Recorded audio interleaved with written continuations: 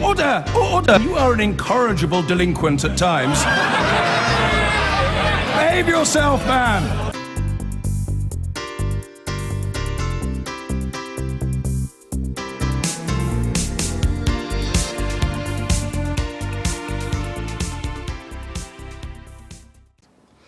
After a protracted campaign of resignations, a massive vote of no confidence from his MPs and an attempt by his deputy to negotiate some sort of compromise here with the unions, it's now clear that Jeremy Corbyn will face a leadership challenge. Some suspected it might fizzle out, but Angela Eagle has finally announced she will go for the top job after all, saying she wants to explain my vision for the country. It comes after Labour's deputy leader, Tom Watson, called off talks with union leaders over Jeremy Corbyn's future, complaining that there was no realistic prospect of reaching a compromise because of Mr Corbyn's refusal to stand down. That provoked an angry response from Unite leader Len McCluskey, who said Tom Watson's actions today can only look like an act of sabotage, fraught with peril for the future of the Labour Party. So what happens now? Angela Eagle needs to get the backing of 20% of MPs and MEPs. The magic number is currently 51. There's also the prospect of another senior Labour figure like Owen Smith throwing his hat into the ring. The big question remains over whether Jeremy Corbyn automatically gets onto the ballot or whether he needs to get the 51 nominations himself. A difficult task, given the Labour leader lost the vote of no confidence among his MPs by 172 votes to 40. However, if he does get on the ballot paper, it's Angela Eagle who has the difficult job. Over 250,000 people voted for Mr Corbyn in the last Labour leadership election, nearly 60% of the vote. Since the EU referendum, nearly 130,000 people have joined the Labour Party, though it's unclear how many of them want to help or hinder Jeremy Corbyn's leadership. Now, Jeremy Corbyn appeared on the Andrew Marr programme a little earlier today on BBC One. He was clearly in no mood to throw in the towel. Why should I time limit a leadership when I've been elected by a very large number of members and supporters in order to lead this party? If, at the end of the day, an election somewhere results in a different leader, so be it. But I would be irresponsible if I walked away from a mandate that I was given and a responsibility I was given. I ask colleagues to respect that as well. And Angela Eagle joins me now. Good morning. Welcome back on the programme. Why are you challenging Jeremy Corbyn for the Labour leadership? Well, I think it's clear that he's lost the confidence of MPs in the parliamentary party. Tom Watson, our deputy leader, who has his own mandate, Rosie Winterton, the chief whip, John Cryer, who's the chair of the Parliamentary Labour Party and a friend of Jeremy's, have been going to try to say to him that he needs the confidence of the Parliamentary Party to continue. He's not listening. You can't lead behind an office door. But maybe he's not listening because he has a huge mandate from the party membership. As Labour leader, he's won every by-election. He's won the London mayoral election, 3 other mayoral elections, the largest party in the local government elections. Why wouldn't you want to carry on? But we lost seats in the local government elections. When we have a Conservative government, we should be doing much better. Polling shows that we're 7% behind the Conservatives, even after all the tumult they've been through. And more importantly, we lost the EU referendum. But that wasn't entirely, or even maybe largely his fault. I'm not saying it was entirely Jeremy's fault, but he wasn't connecting with Labour voters and he didn't put the argument across. So I think we need a strengthened Labour Party and an opposition that can unite so we can heal the country. And unfortunately, I just don't think Jeremy can do that job. Other than Trident, what are the major policy differences? Well, I think I'm on the left. Any party that I lead will be an anti-austerity party because what's happened in our heartlands is that they have been hit by 6 years of Conservative cuts piled onto them, much more. I understand, that's Mr Corbyn's position too. I asked you what are the major policy differences? Well, I think that I want to lead a strong, united opposition to get into government. Now, Jeremy was asked 3 times in that interview this morning whether he thought he could win a general election. He didn't say yes. I understand. For that our supporters, I understand that you think he's a for the loser. people we came into politics But to represent, we need a Labour Party that can position itself as a Right. strong, united opposition and win a general But election. that's, in your view, having a leader that's a winner. I'll ask again, what are the major policy differences? I don't think that Jeremy has managed to get across a strategy for winning. I'm on the left. My politics came out of what happened when I was growing up, when my parents, my mum a seamstress, my dad a printer, were prevented from fulfilling their opportunities. Right. Because we had Labour governments, But I was able to fulfil Right. mine. I want a Labour Okay. Party that can deliver that. All Jeremy right. doesn't talk about that. I was just trying to find out what the differences are, but let me move on. He's the incumbent leader. Yeah.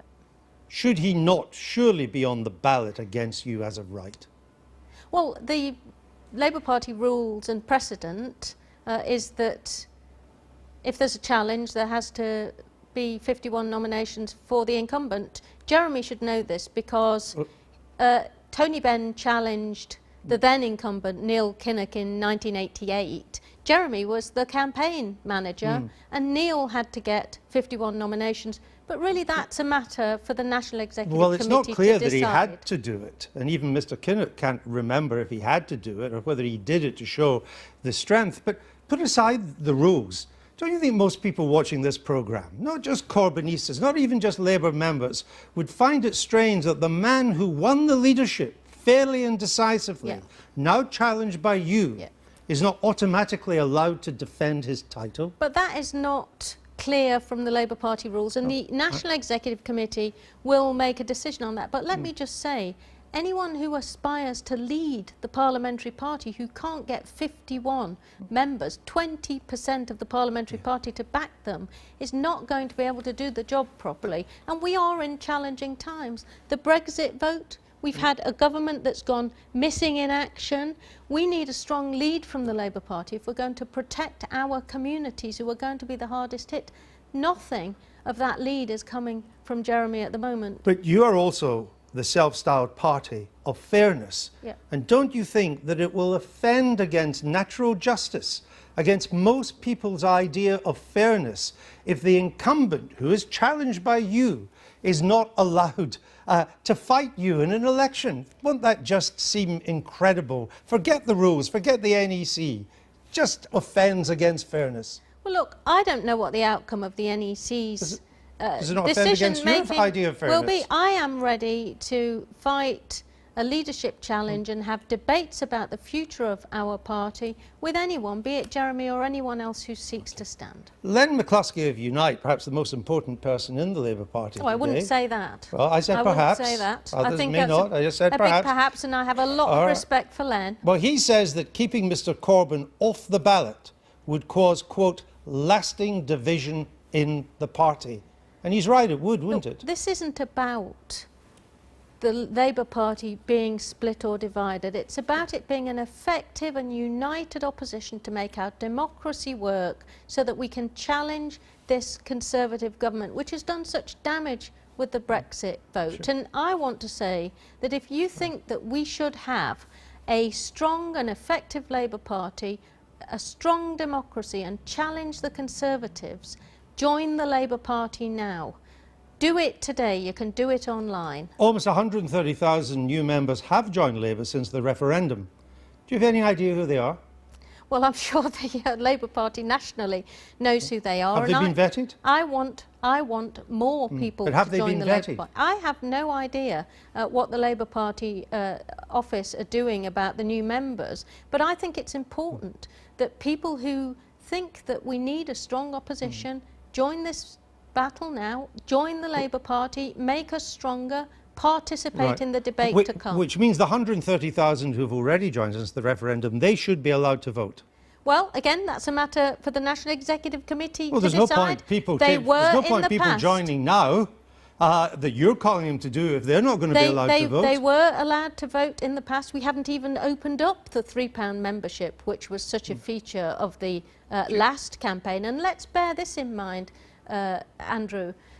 150,000 people are going to be picking the next Conservative Prime Minister. We've had nearly that number join in the last week. Yeah, Mr Corbyn would say he won by, what was it, over 235,000 voted for him. But do you expect to be the only challenger to Mr Corbyn? I have no idea. Well, others, have you spoken to Owen Smith? Might he run? We have spoken, but not recently. I have no idea. I'm concentrating on launching my campaign, which I'll be doing tomorrow. But from your point of view, it would be absurd for you and Owen Smith or someone else from the middle of the party or the moderate left to split the anti-Corbyn vote. That would be suicide. Well, what we have to do is get on with doing our own planning and see what happens in the future. I'm concentrated on getting my campaign up and running, on launching it tomorrow and joining a battle to have a strong and united Labour Party that can give hope back to our country. You voted for the Iraq war. Yeah. Do you regret that now? I do regret it, and certainly if I'd have known then what I know now, I wouldn't have supported it. I think the important thing from the Chilcot report is that we learn the lessons of that so those mistakes can never be made again in the future. Would you go as far as John Prescott this morning, who also voted for it, to say that he now regards the war as illegal? Well, Chilcot hasn't said that. No, I think it's important. I think it's important that we learn the lessons. Right, but do you think it was illegal? The evidence at the time and the Attorney General's advice at the time wasn't to that effect, and it's no good trying to second guess what's happened subsequently. Okay. We need to learn the lessons, and we need to ensure that if anything like that happens in the future, we have more robust ways of testing these assertions. But you know, I also think that we've got a country divided at the moment. No, you've said very uncertain about the future. You have said that. We have to make certain that we address those problems as well. I understand that, but forgive me because we haven't got too much time for just moving on. There's going to be a motion before Parliament, likely next week, holding Tony Blair for contempt of Parliament because of Iraq. How will you vote? Well, I haven't seen the motion yet. We have to make certain that we don't spend our time in Parliament just exacting revenge. I think Tony Blair has been put rightly through the mill about the decisions he took. The Chilcot report did that, and I think we should. He suffered enough. We would be far better learning the lessons and making certain that we don't fall into the same mistakes if, God forbid, there should be a future occasion where these decisions are made. Final question, because you talk about uniting Labour in order to be able to unite the country and take on the Tories. But if you lose and Mr Corbyn wins, or even if you win and Mr Corbyn lose, isn't there clear indications that your party could be heading for a serious schism? Either way. No, I think we need to heal the party under effective leadership so we can have a chance of winning that general election, which may come much sooner than we all think. And that is my main aim with launching this leadership bid at this time. If he wins, will you accept the result? Well, you have to accept the result of any... Would you then go back into the shadow cabinet? You have to accept the result of any... Would you go back into the shadow cabinet? You have to accept the result of any democratic process, but I am focused on winning this, and I'm not going to speculate about what happens afterwards. All right, Angela Eagle, busy summer ahead. Thank you. Thank you. Now, it's clear the battle inside Labour is about to get nasty. This morning, the MP who initiated the vote of no confidence in Jeremy Corbyn, Margaret Hodge, had this to say about the Labour leader. I used to think he was a decent man. I'm beginning to think he's actually a devious man who is more concerned with destroying the Labour Party than he is with creating a force that can win an election in such difficult times and which will unite the party. So there we are. We've heard from Chris Grayling, we've heard from Angela Eagle, we've heard from Mr Corbyn this morning as well. Helen, whatever the outcome, but however way you cut it, it looks like this ends badly for Labour. I think it's really interesting. We did an issue in the New Statesman in January saying, should Labour split? And the overall consensus was no, under first past the post, a new party gets destroyed in the way the SDP did. But I'm now talking to Labour MPs who are openly talking about it, people who would not, who are tribally Labour, who are not kind of metropolitan and could easily have ended up in any one party. People who are tribally Labour are saying this cannot be sewn back together. I think the big question is whether or not, if Jeremy Corbyn gets on the ballot, if he gets those 50 MPs, I think he will win. If he doesn't get on, I think then that becomes a case of his faction splitting off. So the battle really is everyone is sort of imagining a split might happen. It's who gets who gets left with custody of the Control party. of the Labour brand, which is a powerful brand. And who splits off. But the big thing is, the union funding is already on a downward slope anyway because of the way that's going. The trade union bill is going to reduce that further. And Labour has had very little success with its big donors under Jeremy Corbyn. There's a kind of fundamental force at work here. The party's grassroots wants a different parliamentary Labour Party, and the parliamentary Labour Party wants a different grassroots. I mean, one or other has to go their own way. You cannot reconcile the two. No, you can't. And the entire texture of those grassroots has changed over the past year since the party was opened up by Ed Miliband to new members. But it might be changing in the other direction even as we speak. 130,000 new members apparently since June, equivalent roughly to the size of the Tory party. It's possible that the bulk of those people are people who maybe since the referendum campaign want a party that's moderate. But we roughly. don't know that, do we? We don't know that. And Angela Eagle is ultimately taking a punt on the idea that those are relatively centrist voters. What I detect from both her and Owen Smith, another mooted candidate from the moderate end, is not a massive amount of enthusiasm for running for this leadership. They don't radiate glee at the prospect of becoming leader. So I wonder whether the idea is have an interim leader who's relatively moderate and then before 2020 hand on to someone who they really think can win a general election. I mean, these plans never work, do they? This is a huge punt on Angela Eagle's part. I was struck by just how miserable she sounds. I mean, have you ever heard anybody launching a leadership bid and sounding that depressed about it? And I think that is because, exactly as we've been saying, there is no resolution to this. If she wins, it's a Pyrrhic victory. If she loses, the situation isn't resolved. It feels that the only time it will be resolved is at the next general election, when voters have to decide what sort of Labour MPs, if they are Labour-leaning, what sort of Labour candidates they want to fight that election. Well, if she wins, the Labour Party conference will be a bloodbath, won't it? Yes, last year's was already quite lively, and this year's I think might be, in the same way you got the Tory Party conference, you get people screaming at you as you go in. I think there might be quite a lot of that this time. Well, probably worth the price of admission to both party conferences this autumn. I've been getting away with it all